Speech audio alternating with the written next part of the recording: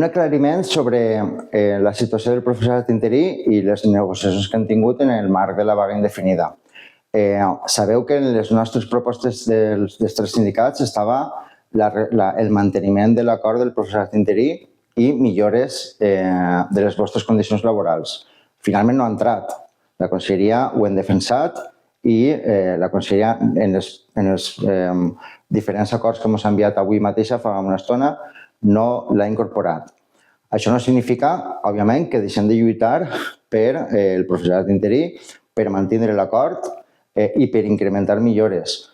De fet, l'ordre no s'ha publicat encara, està com paralitzada, pensant que també per la vaga indefinida que tenim en marxa. I després també un aclariment. L'ordre, perquè sembla que és un tema que us preocupa molt, l'ordre no preveu la rebaremació. Nosaltres, quan vam conèixer que la conselleria tenia intenció de canviar l'acord per una ordre, ja van convocar una assemblea preventiva per a que estigueu preparats per si tornava a donar-se aquesta situació com en 2013. I després, quan van conèixer l'ordre, van veure que, per sort, no hi havia rebaremació incorporada en l'ordre.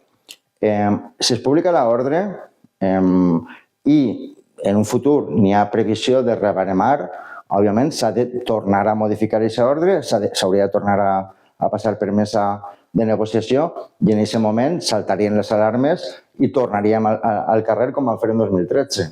Per tant, tranquil·litat en aquest sentit.